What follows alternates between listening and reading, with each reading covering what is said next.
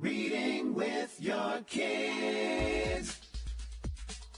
Hola, ni hao, konnichiwa, assalamu alaikum, shalom, mahaba, ciao, bonjour, namaste, jumbo.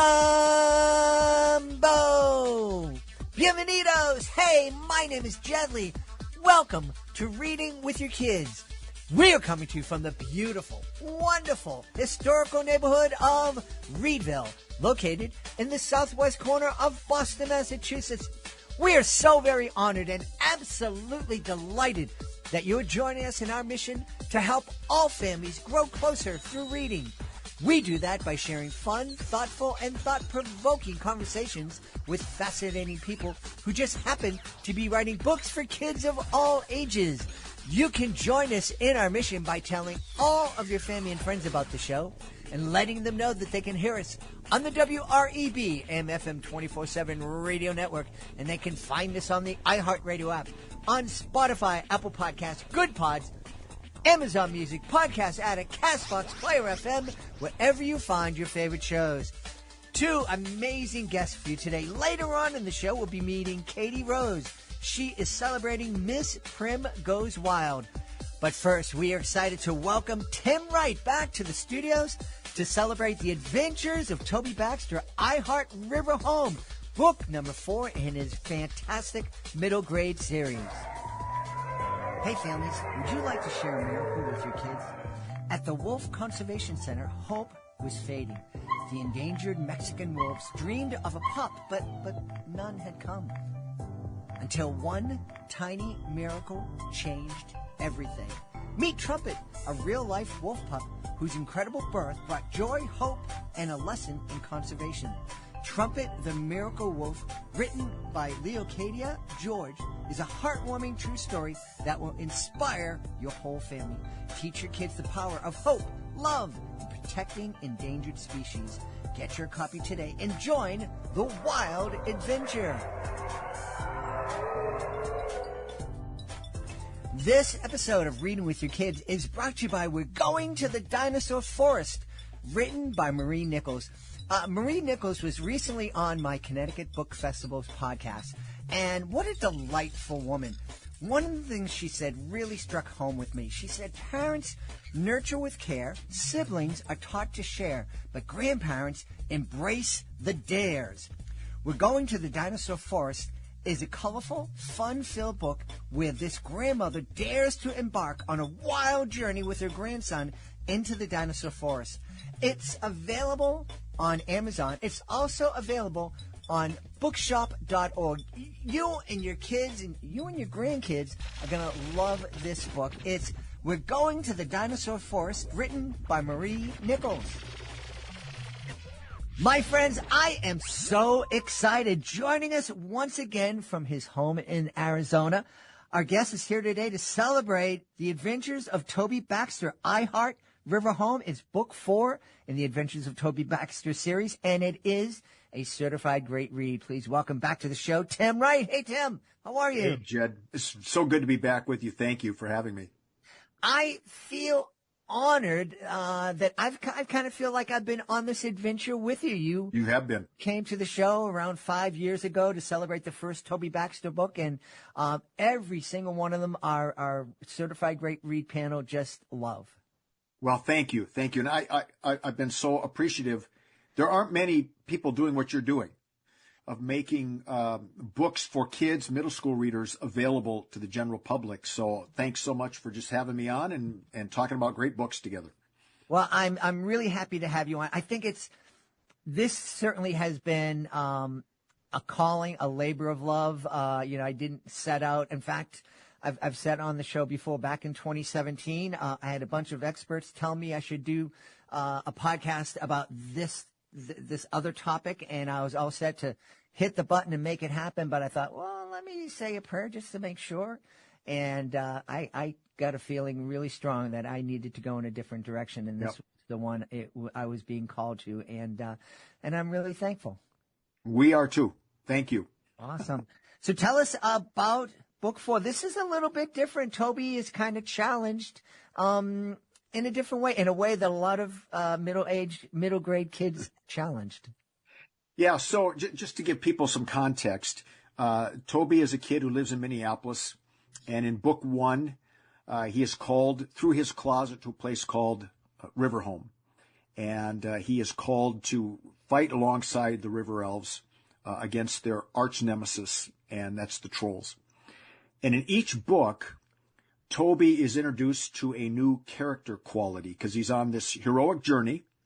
And the first book is about being a hero. And then each book after that sort of dives into what that means. So the first book is hero. The second book is wise. The third book is good. And this book is love, Love. And each compass has that name on it. And each letter stands for a part of the word. And so in this book, he's 13 years old, but he's got a crush on a girl.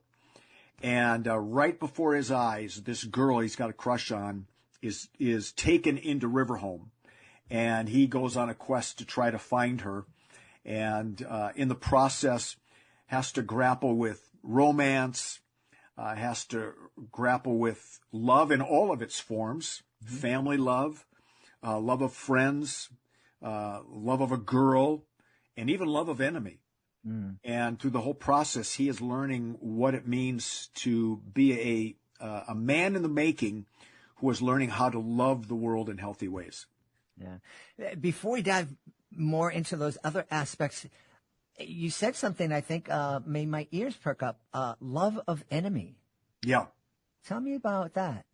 So in every book, he confronts an enemy. And what I wanted to do differently with this series of books is rather than always sort of killing the enemy, defeating the enemy, that somehow in some way Toby is challenged to use his gifts, his strength, his sword, because he has a sword, in ways that are nonviolent. Although there are some very tough challenges that he faces in life. His life is put in danger. But in this particular book, he has to come face to face with the school bully. And the question is going to be, how is he going to respond to this bully? Will he meet violence with violence, anger with anger? Or will love call him to try to do something else? And so all of that is in the story. And while the purpose of the books, the deep purpose of the books, is to introduce boys and girls into what it means to be good citizens, good people, good human beings. It's all done within the context of this playful fantasy adventure. But there's some pretty important life lessons in there, and this is one of them. And he is going to have to come to terms with the fact that this bully may be his enemy, but there may be some things in this young man's life that has broken his own heart. And there's maybe some anger festering in this guy's life, and maybe the cure is not violence, maybe the cure is not anger, maybe the cure is he just needs someone to stand next to him and say, I think you're okay, let's be friends. And it doesn't happen easily, but it is a challenge that he faces. Yeah. It's really interesting. For many, many years, people have heard me say that I did educational magic shows for 35 years, and for probably 20, 25 of those years, the most popular topic that people asked me to come in and present on was the topic of bullying. Yeah. And our understanding of bullying has really evolved, from where schools wanted me to come in the first couple of years and just chant, I won't be a bully, or I promise not to bully. That was, I thought my first show had a little bit more substance than that. And then the principal said, oh, you didn't get the kids chanting. And I'm like, okay. But it's to the point now where we're like, bullying is wrong. We don't meet it with violence, but maybe we should have some empathy for the person and understanding for the person who's being the bully. Maybe they're hurting, as they say, hurt people hurt people. Yeah, and I don't want to in any way minimize the trauma that bullies can cause kids. I've had grandkids who've been bullied, so I understand just how affected they can be. But at the same time, especially with younger kids who are bullies, there's more going on than this just being a kid who's flawed. Right. There's something happening at home. There's something in this kid's life, usually boys, sometimes girls.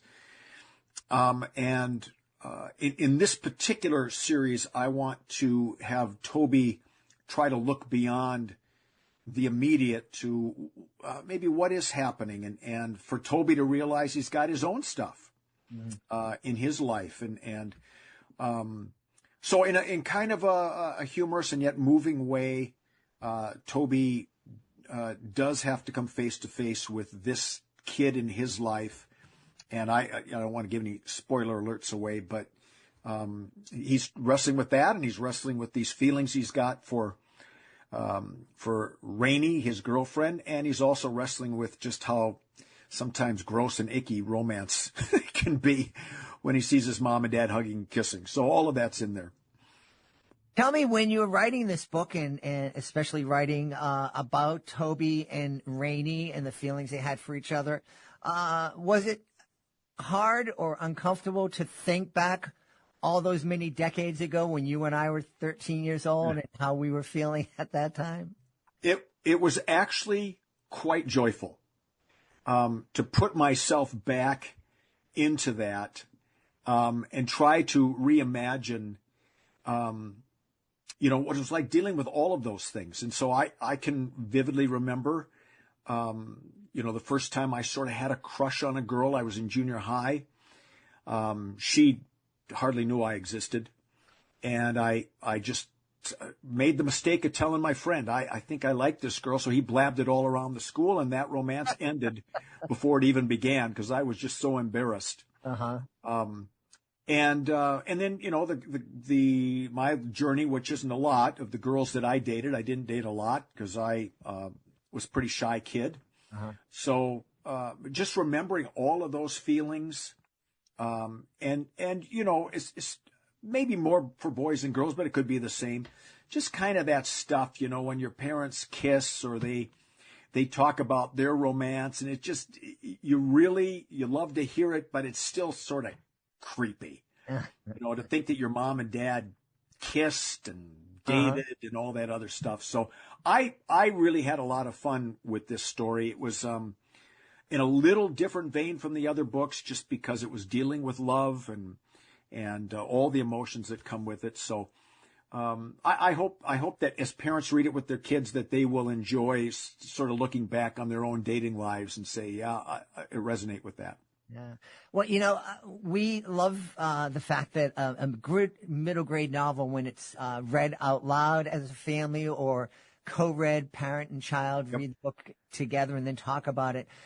This would be, because I know that there's a lot of 13-year-old boys and a lot of 13-year-old girls who are dealing with the kind of things that Toby is wrestling with in this. And, they're never going to want to sit down with their parents. You're not going to have a 13-year-old boy come home and go, yo, Mom, I want to talk to you about this girl. But this is a way to kind of have those conversations without talking directly about the kid.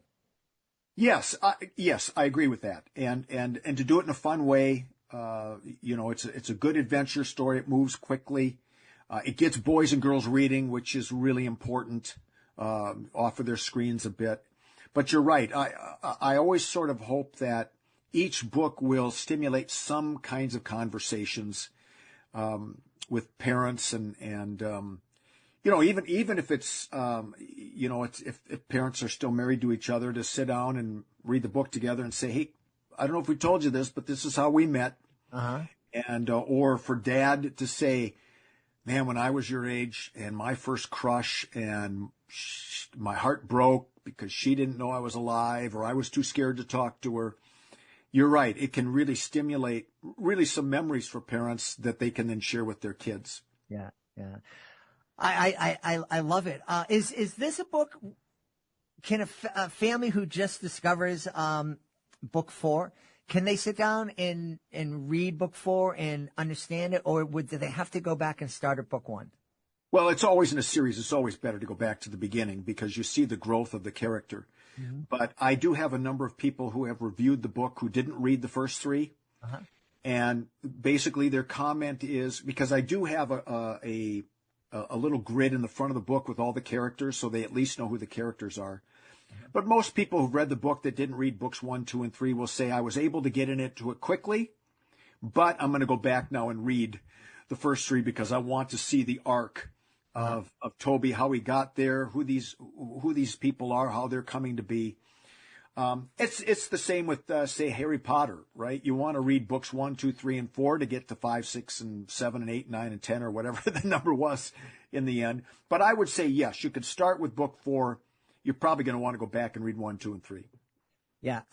I was, one of the things that our reviewers said is that, I'll just give a quote in our review, the ending skillfully leaves readers eager for more, suggesting that this is only the beginning of Toby and his friend's journey. Is this it for Toby Baxter, or are we going to see more? No, there'll be, my plan was to write 7. So I am currently working on book 5. And the tone of that one is different. This was really playful. The next one, is dealing with, themes, at least at this point, of revenge, and the kinds of things that, kids can deal with when they get angry and they get hurt. So, this one's not coming quite as easily for me. Just because the subject matter can be a little tricky, and I'm trying to find ways to, to deal with it and still keep it fun, still keep it enjoyable, and yet say something important about our tendency to want to seek revenge. The word for this book will be hope, so that brings some life and some joy to the book. So there'll be that. Book 6 and book 7 was the plan. And since book 5 is talking about revenge, is there also going to be a little bit of forgiveness in there also? Oh, yes, there has to be. Yeah. That will be one of the elements of bringing hope to people. I think in part when people seek revenge, it's because they've sort of lost a sense of hope for the world.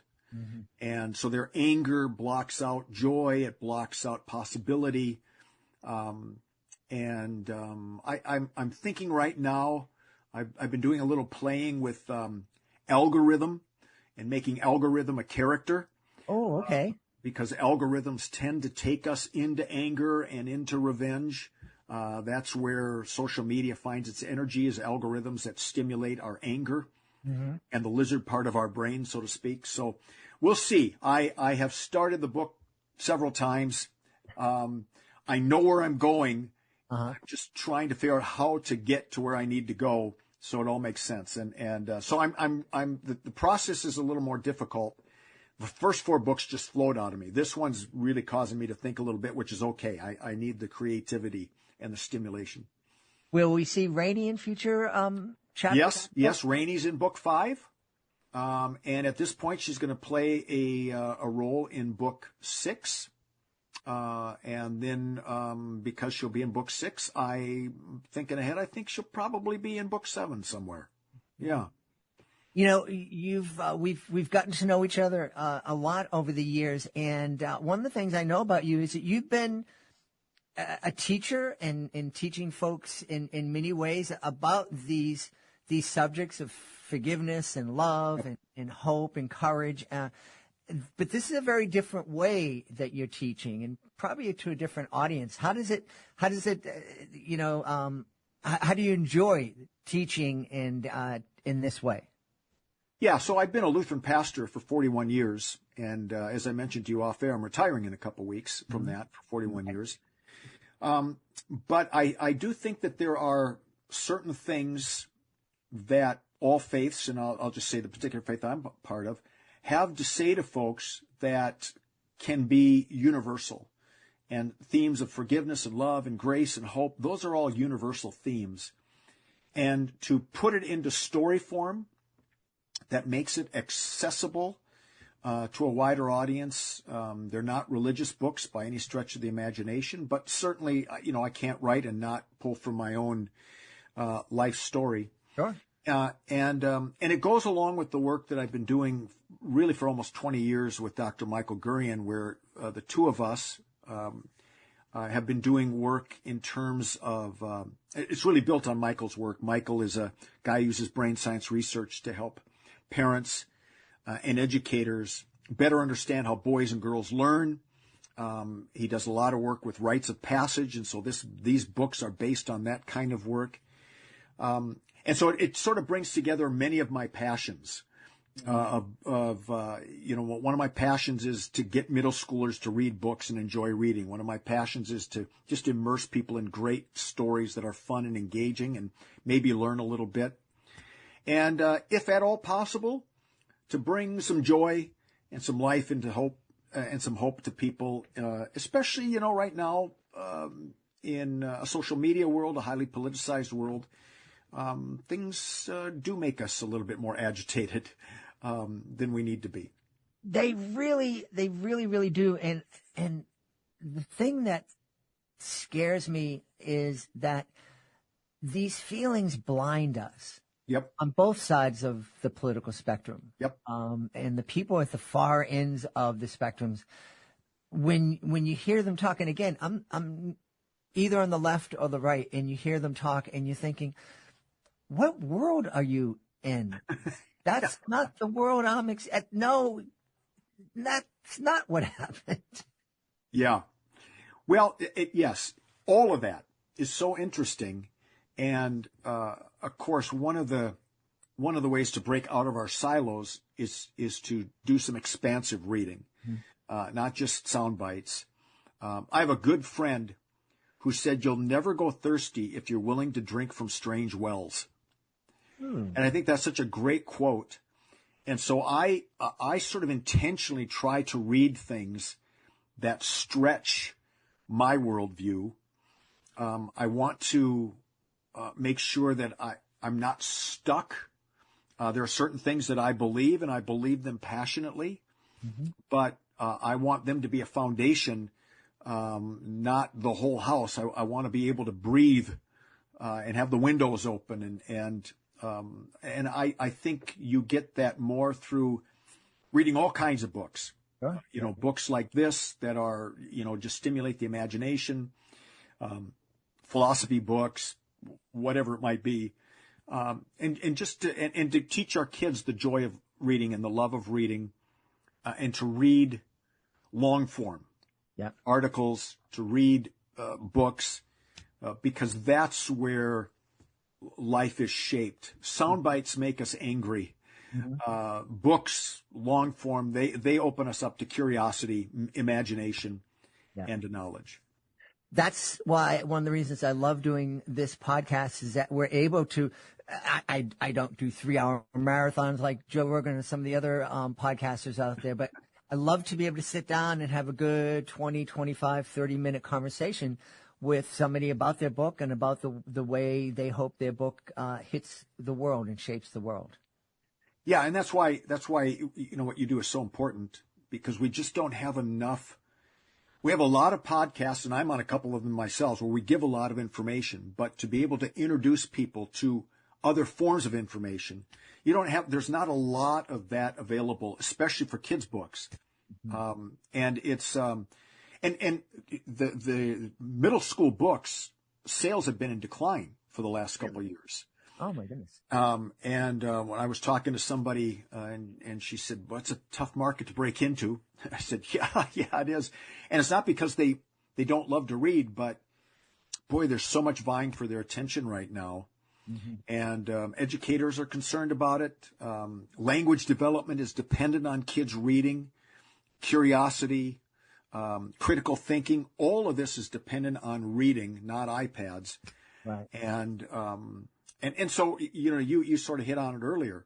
If we could get parents to sit down with their kids and read a book together, or to read the book separately and then every night talk about what you read, the world's going to be a better place for it. Our kids are going to be stronger kids for it. Well, that's how we end every show, is we thank parents for taking the time to make the world a better place. And you do that every time you read with your kids. And I that's right. Truly believe that. And one of the other things I just want to kind of celebrate is the fact that middle grade writing, just because it's a book is being written for an audience of 12, 13, 14-year-olds, it doesn't mean that it's not literature. That doesn't mean that there's not a great story there that everybody can enjoy. Yeah. And I one of the things that I did, you'll appreciate this, Jed. When we were growing up, we watched cartoons on Saturday morning, and we were entertained by them. We thought they were funny. And then when we became adults and watched those same cartoons, we thought, I didn't know that humor was in there, because those cartoons were written for adults in children's clothing. Yep. And so when I've been writing these books, I've been writing them with parents in mind. And so I have a number of references in all of the books that parents and grandparents are going to understand, and kids may not, but they'll still find the book humorous. So I really have written these to be read by a lot of different age groups, and I've been very pleased to see a number of adults reviewing the book and enjoying it themselves. It's not unlike what we saw with Harry Potter, right? Or the Percy Jackson books, or the Chronicles of Narnia. And I love all of those. I'm an adult. I love all of those books. They take me to different lands, and the books are a little bit easier to read because they're written for middle schoolers, but that doesn't make them less interesting or enthralling. It's just, it actually makes it a little easier for me to get into the story without having to think too much about it. And so that's kind of what you're right, I've wanted to do with these books, is write them so that parents, grandparents, and kids can read them and have a similar kind of experience together. Yeah. And I'm really glad that you mentioned grandparents, because I think, boy, what a great opportunity to sit down. Grandparents, kids are so busy, and, they love the grandparents when they're younger. And it's like, yeah, my grandfather's really important to me. My grandmother, I love her, but I'm really busy. I got to go play soccer. I got to do this. I got to do that. Boy, if there was a way for a grandparent and a kid to just kind of connect, and let's read this book together, and we'll get on Zoom and we'll talk about it every night or every couple of nights. What a great opportunity. Yeah. Well, I'm a grandparent, and I started writing these books. Well, the 5 river elves in the book are my grandkids. And so as they're growing up, I get the opportunity to sort of add in little personality traits. Now, in the books, they're much older than they are now. Sure. But when the first book came out, none of my grandkids read it. And so I started reading it to them. And my oldest granddaughter said, it's really kind of fun to have the author read the book to us. Yeah. But at the same time, it's really kind of fun to have Grandpa read a book to us. Sure. Or to have Grandma read a book to us. And if the book is engaging, even if it's a chapter at a time, something really magical happens between grandparents and their kids in reading a book. Man. Very special, very special. Hey, you mentioned that you're about to retire. Any plan, other than writing books 5, 6, and 7, any plans for retirement? Going to be traveling the world in a Winnebago? Or? Well, my grandkids all live here. Okay. So I'm going to hope to spend a little bit more time with them. My wife and I will do a little bit of traveling. We've had the opportunity to travel a lot. And we do love to travel, but we kind of like to be with the grandkids as well. I'm telling everybody, I've got a corner. I'm going to sit in a fetal position for the first 4 hours each day. Then I'll get up and stream TV for 12 hours. I might shower once a month. But I do plan to keep busy. I'm really enjoying writing these Toby Baxter books. I still keep my hand writing in my religious part of my life. And of course, I do a Substack for that has to do with reading and Toby Baxter stuff. So do a podcast with Michael Gurian on parenting.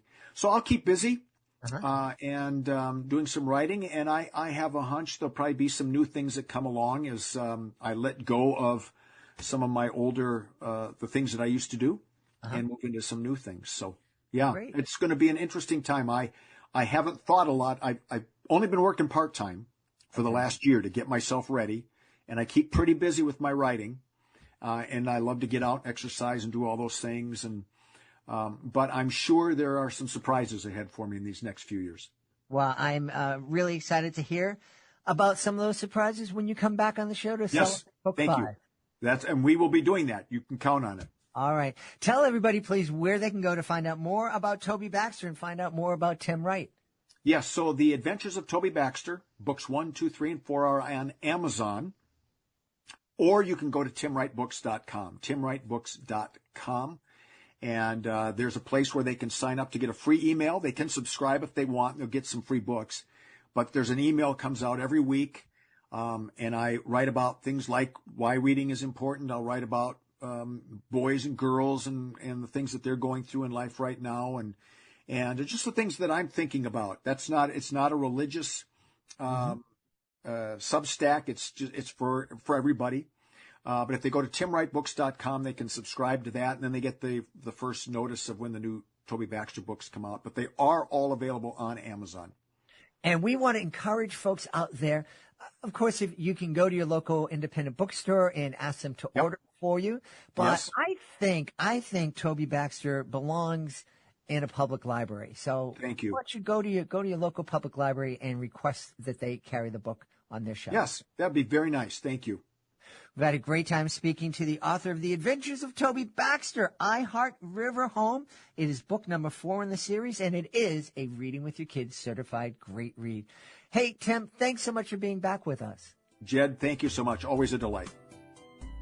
This episode of Reading with Your Kids is brought to you by Woofy and the Dinosaur Adventures, delightful children's book written by Helen Rogerson. Woofy awakens suddenly to a feeling that his friend Bun needs him. When he arrives at the place his nose leads him, Woofy is confused and doesn't find Bun right away. Then a shout from above leads to an amazing experience as he puts his paleontology skills to work. Together, he, Bun, and a cat that hangs around the site wrap up a wonderful adventure involving a T-Rex skull and a very cool twist of an ending. The story is told in a lyrical style that incorporates actual fossil hunting concepts and vocabulary. If you like dinosaurs, friends who help, and adventures, you will love this book. You can check out Woofy and the Dinosaur Adventures and all the Woofy books at unpackyourownhappy.com. Join us right now from right outside of Houston in the great state of Texas. Our guest is here today to celebrate. Her picture book is called Miss Prim Goes Wild. Please welcome to the show, Katy Rose. Hey, Katy, how are you? I am wonderful. Thank you so much for having me on. It's a treat to be here. I am delighted to have you on. Katy and I, we've just been chatting for about 10, 15 minutes. And I am so excited to introduce Katy to you all out there. First, let's talk about the book. Who's Miss Prim, and how in the world does she go wild? That is a great question. The story of Miss Prim, she is essentially a strict older woman. She's in her suburban house, her suburban neighborhood.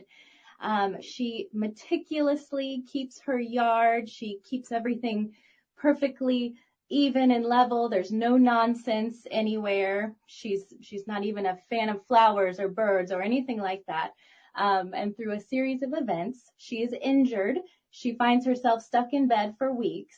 And when she comes out, she is horrified to find that her yard has just grown wild.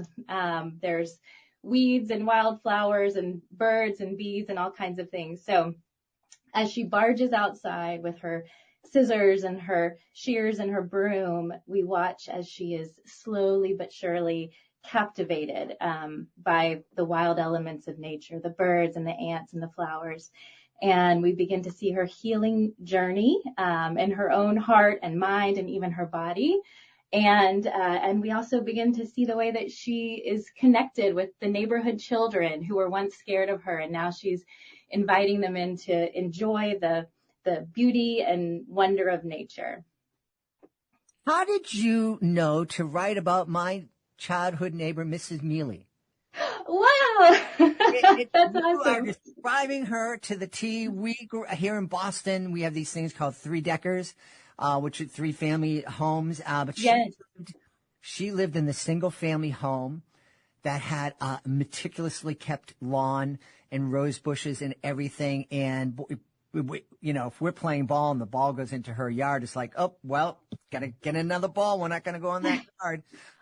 Man, oh man, that you nailed my neighbor. That is hilarious. Yes. So that is Miss Prim. And then we see as the wonder of nature transforms her. So as you were describing her coming out of her illness or injury and going out and discovering how the yard is just overgrown, it reminds me, my beautiful wife keeps a lovely garden in front of our home. In one year, we said, let's do some wildflowers, and we just spread them, just put them out there. And it was the most magnificent, crazy, wild garden that year. There was all sorts of flowers, and it was all overgrown. There were some plants that were taller than me, but I just loved it, and we've never been able to replicate it since. Well, I love that, though. That sounds just magical. Yeah, it's because it attracts so much. There are all sorts of pollinators, and we have, to see a hummingbird in the city of Boston is very unusual, but that's what we had, and it was just fantastic. That's amazing. I love that. Now, I had Mrs. Mealy in my life. Was there somebody in your life that was the inspiration for Miss Prim? No, I wish I had a great example like your neighbor.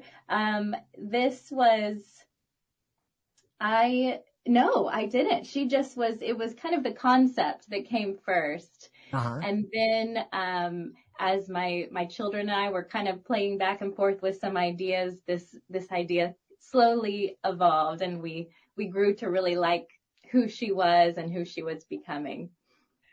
I love that. Must have been really fun for your kids to be in on the growth in the birth of this character. It is. Of course, for me, getting into children's books was all about my children and our years, from the beginning of parenthood, reading together, as you know, and your whole podcast is about, but reading together being such an essential, wonderful part of those early years, and still of parenthood, for 15 years now. And, can go on and on about the beauty of it, but it did, as we spent so much time doing that, being so inspired by stories, learning so much history and science through these children's books. That is what, eventually inspired me to start writing them. And you're exactly right. It has been so fun to go on that journey alongside my children, having them contribute, having them edit, point out my mistakes in manuscripts. And it's just a total joy and delight. And I do not take it for granted. I love the opportunity to write for children. Yeah. What was it like when you held that first author copy in your hand? Oh, it is so fun. Actually, I just got the copy of Miss Prim, like 2 days ago, and it was so fun. The box came, my children tore it open first, and it was actually very sweet. My kids now are from 9 up to 15, 4 children, boys and girls, and they all just grabbed a copy, and then it was just silent for about 10 or 15 minutes. They were all in their own little corner just reading it. And I was just so grateful. I thought this is the reason this started, and this is the peak of my book launch right here is with my children and enjoying this moment together. That's awesome. I shouldn't tell you that I got a copy before you did, but so tell me, what kind of conversations do you think families can have as they're sitting down and getting to know Miss Prim? Yes, that is a great question. The book, it is about nature and caring for our earth and stewarding it. Yes, first and foremost, but kind of what I just spoke to, it was inspired by time outside with our 4 children and all the memories made, all the discoveries, the endless adventure, having so many young children all at once and so many days just feeling like we just have to get outside. We just have to go. And with children who are all very different temperaments, different abilities, all kinds of things, to be able to go outside, it's almost like a great equalizer, and it allows us to all enjoy something together, even if we are just walking along a path. And, the more that we did that, we just ended up making so many, just naturally learning so many discoveries. The kids, they would have so many questions, and we'd come home and look things up. And we were just constantly amazed by how every little part of nature was related to everything else. And so, the more we did that, we were prompted to research and to, think about ways, just little ways that we as a suburban family, we're not environmentalists or scientists or anything, but what are ways, small things we can do to steward the land that we have? How can we do that to maintain the beauty, to restore health, and even, you get into things like even to restore health for the sake of developing countries who feel so much of the strain of harsh environmental issues. And there's lots of exciting stuff happening around that. But yeah, so all that to say, I think just getting outside, I hope, people will love, of course, the experience of sitting and reading together and learning a little, maybe giggling, maybe a little, and then the experience of going outside, maybe seeing nature a little bit differently, which is what happened for us. Mm-hmm. Taking time to pause, see. There's some little things in the book like nature journaling, maybe ways that you can learn about edible plants or crafts with plants, things like that. So all these things that are essentially free in a lot of ways, but create these bonding moments between, a parent and a child, and then also allow us to see our world in a positive way that will help us to care for our world as well. I really like that approach to developing kids who care about nature. I think kids are really bombarded with a lot of doom and gloom messages around the environment and the earth. And, I don't know how many decades I've heard, if we don't do something, the earth is going to come to an end in 5 years, or 7 years. And, I think to first introduce kids to how beautiful our world is, and how wonderful and how wonderful it is to connect with nature. That's the way to get them to care about nature, I think. So yes. I love that you do. I love that. Thank you. So very important. One of the things that we used to do as a family, and if I really encourage all families to do this in the summer and the spring and or early fall, we would go out there. We at one time had this beautiful giant oak tree in our backyard, and it was just fat enough to be able to, for me and my two kids to lean up against it while we're reading books together. Oh, that was like our spot. And I think if you're able to do that, if you're able to go and there's a bench in a park or a spot near a river that you can go to and spread out a blanket and spend time reading a book like Miss Prim Goes Wild, I think that's a wonderful way to experience story together with our kids. Oh, I love that. That's a beautiful image. Yeah. Speaking of images, you are an illustrator and an artist. And when I first went to your website to start taking down notes for this interview, I wrote down, the illustrator and author. And then I did some checking, as I very rarely do. And I discovered that you did not illustrate Miss Prim Goes Wild. I know that was a decision that your publisher made. How did that feel to have somebody else illustrate this story? I loved it. It was just my favorite. I absolutely loved it. And I kind of feel like that's what I would like to do with every children's book from here on out. It was truly such a delight to have someone else take it and then interpret it in her own beautiful way, which she did, to have little ideas, that hadn't even come to my mind, little things she added in, and just to run with it. It was such a delight. I think I don't think I even had any comments when they would ask for feedback as far as, constructive feedback. I just kept being like, I love it. It's great. So it was such a treat, and I absolutely loved the process. That's fantastic. We should give her a shout out. Yes.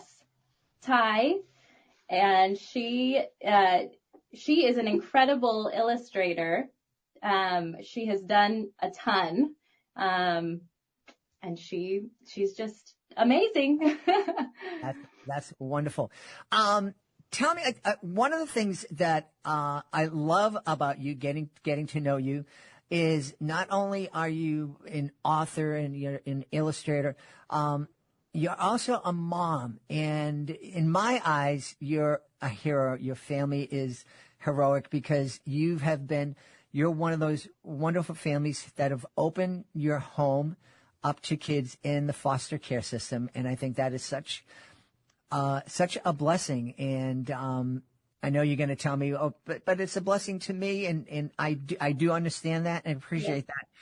But every chance I have to remind folks that there are hundreds of thousands of kids in our foster care system just here in the United States alone, and remind them that they're all of our kids. And I really like to salute and thank the folks who take the step to go out and support them. Oh, that's so kind of you. And you're absolutely right. That is exactly what I would say, that we are the blessed ones by our children, and just immeasurable blessing that just will last us a lifetime by having them. So thank you, though. Yeah. Now, you mentioned that part of you hopes that for all of your stories to come, that you have somebody else illustrate it for you. Are you interested in illustrating another author's book, perhaps? That I am, perhaps. I like you said, I am an artist, and I love creating art. I mean, it's essential to what I do, and I teach an art class, but the art of illustration, it is a whole different thing, as I discovered with my first book, Lilibet the Brave, and I loved doing it. It was quite an experience. But goodness, it did give me such a deep appreciation for illustrators, the detail that is required, the proportions of a face. They have to look exactly the same from page to page to page, because I have read many books with my children, and they are very quick to point out when one character looks different on one page than they did on the page before. So it is a meticulous work that requires great skill and talent. So anyway, but yes, I would be open to the possibility, but I'm not out searching for jobs right now, we'll say. Okay. That is something that I hadn't thought of, the meticulous proportions. We did have an author illustrator on one time, and she created a graphic novel, and she very generously admitted to me because the characters are very simple and I think beautiful in its simplicity. And so we were talking about that, and she said, listen, I knew I was going to have to draw these characters like 150 times for this graphic novel, and I wanted to make it easy for myself.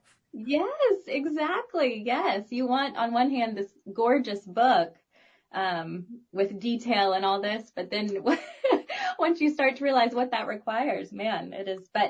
But Ty Maifong totally pulled it off in Miss Prim Goes Wild. She did an amazing job. We have a lot of parents who are listening who have kids who are perhaps aspiring writers or aspiring artists. What advice would you give those parents that they could do to really encourage that creativity? Yes, that's a great question. first of all, of course, reading with them, reading to them, giving them stacks of books, because even for me as an adult writing children's books, one of the biggest influences and sources of help has been reading book after book after book and seeing what works, what doesn't work when you're reading it aloud to a child. What are they drawn to? What are they not? So I have seen in my own children from all the reading that they start to really get a sense of a great rhythm of a story. And so now I feel like when my children are just for fun writing little stories or telling stories, I almost can hear the rhythm of those, countless stories we've read in the past. I can hear the influence, which I love. But also I think, I have a couple of my kids who are maybe a little more bent towards writing, and then a couple more bent towards the art. Feeding them subject matter is great and can be inspiring, but also allowing them to just pursue their own interests, even if they maybe seem a little quirky to you at the time or whatever. I think that's what they're going to love. I mean, like all of us, we love engaging in the work we love. And so they can develop those skills as we allow them, maybe step back a little bit and allow them to write their quirky little story, or it doesn't need to be anything spectacular at a young age. It's just the practice. And then I think also just what we all want to do as parents, just giving it, once they're done and they present it to you, giving it your full attention and applause, and helping them feel encouraged, because if they're encouraged by us as parents, they'll want to continue in that work. And then as they get older, we've done little things. I've tried to introduce little things with, some of the children's magazines that are out. You can submit, you can even submit like your joke or your little artwork from the prompt in the magazine. And so we've tried to do some of those things over the years just to show them, look, you can do this. All you have to do is just respond to this prompt and you send it in, and sometimes it's going to work out and they'll accept it, and sometimes they won't. And that's how writing is as well. You win some, you lose some. And so I've wanted to encourage them to put themselves out there a little bit. And that has specifically come through some of those little magazine prompts. Very cool. Very cool. Can you give us a preview of what might be coming next from your imagination? Well, I do have a couple things lined up, but the next thing I'm working on is actually geared toward adults. And so it's based on the work I do each week in a recovery home for women who have been trafficked. And so we do an art class, a therapeutic art class each week. And it is just the joy and highlight of my week. I absolutely love it. And so after I've done that for several years now and kind of developed some curriculum and lessons, and so it looks like the next book is going to be geared towards that. Wonderful. We should tell everybody where they can go to find out more about Miss Prim Goes Wild and find out more about you. Well, thank you. My website is katyrosecollection.com, and Instagram is Katy Rose Collection. And those are, then I have an email list. Those are mainly where I hang out. Awesome. We've had a great time speaking to the author of Miss Prim Goes Wild. Our guest has been Katy Rose. Katy, thanks so much for being with us. Thank you so much. It was such a treat to be here. I really appreciate all you're doing. We hope you've enjoyed this episode of Reading with Your Kids, and we hope you'll join us for the next exciting episode of the show. Best way to make sure you don't miss a moment of the show is to subscribe to Reading with Your Kids wherever you find your favorite shows. We love Good Pods. We love the iHeartRadio app. We love Spotify, Apple Podcasts. We love every platform that carries Reading with Your Kids, and that's every platform. Want to thank the folks who made today's show so wonderful. Of course, we'll start by thanking our guest, Tim Wright. Please be sure to check out The Adventures of Toby Baxter, iHeart River Home. It's book number 4 and is exciting, The Adventures of Toby Baxter middle grade series, and it is a Reading with Your Kids certified great read. You can read our full review of the book at our website, readingwithyourkids.com. Also want to thank Katy Rose. Be sure to check out Miss Prim Goes Wild. I want to thank my team. They are amazing. Fatima Khan, Chris Doherty, Rory Grady. I want to thank my amazing and beautiful wife for all the support she gives me. Most of all, we all want to thank you. Thank you so much for taking the time to join us today. And as always, thank you so very much for taking the time to make the world a better place. And you do that every time you read with your kids. I'll be looking for you in the next episode of Reading with Your Kids.